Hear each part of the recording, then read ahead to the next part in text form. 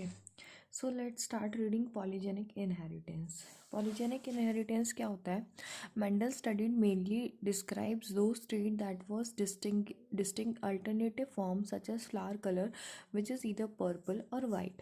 ठीक है, मेंडल ने क्या लिया था? मेंडल ने जो आपके कैरेक्टर्स लिए थे वो उसने दो एक्सट्रीम्स लिए थे, ईदर दिस और दिस. जैसे फ्लावर कलर में ईदर पर्पल और वाइट.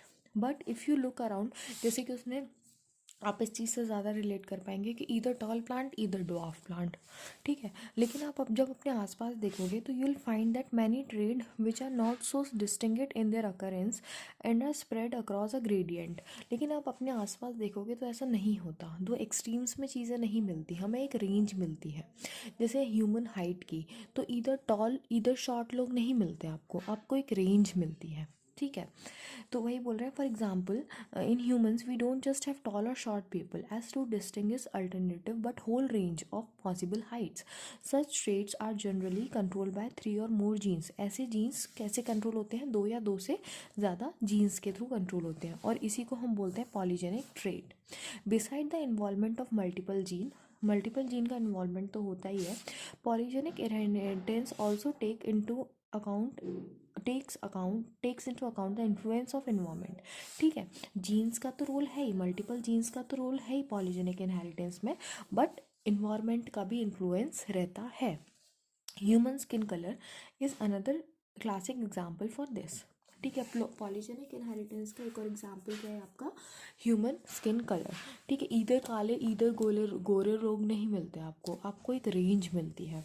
तो बोल रहे हैं human skin colour is another classic example for this. In a polygenic trait that the phenotype reflects the contribution of each allele, that is the effect of each allele is additive. ठीक है, जैसे capital A, capital B, ये capital C, ये आपका क्या होगा? Darkest हो गया. ठीक है, आपका जो हर अलील का इफेक्ट है वो क्या है? एडिक्टिव है, मतलब एडिशन हो रहा है उसका. ठीक है, बोल रहे हैं कि जो आपका, यदि हम A capital B small b capital C small c ये लेंगे तो क्या होगा? आपका मीडियोकर आएगा, मीडियम कलर आएगा. ठीक है, कोई तो. लेकिन यदि हम तीनों स्मॉल ले लेंगे तो लाइटेस्ट स्किन कलर आ जाएगा. तो समझ रहे हो जीन का इफेक्ट कैसे पड़ रहा है आपका? क्यों मैं बोल रही हूँ कि एडिशन हो रहा है? क्या यहाँ पे लिखा हुआ है? देखो, कहीं तो लिखा हुआ है. हाँ, एडिटिव है.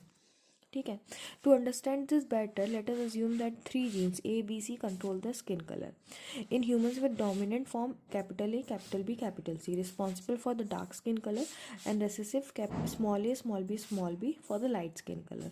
तो ये जो जीनोटाइप होगा ये क्या होगा? डार्केस्ट स्किन कलर देगा. ये एडिटिव क्यों बोल रहे हैं उसका आपको एक्सप्लेनेशन दिया गया है नीचे. ठीक है, और यदि small A, small B, small C होंगे सारे तो ये क्या होगा? लाइटेस्ट होगा. As expected the genotype with 3 dominant allele and 3 recessive allele will have a intermediate skin colour. जो मैंने आपको बताया बी, ये वाला जो होगा वो कैसा होगा? यदि 3 डोमिनेंट अलील हैं, 3 रेसेसिव अलील हैं, तो एक इंटरमीडिएट स्किन कलर दिखाई देगा. ठीक है, उसके बाद बोल रहे हैं in this manner the number of each type of allele in genotype will determine the darkest और the lightest of the skin in an individual.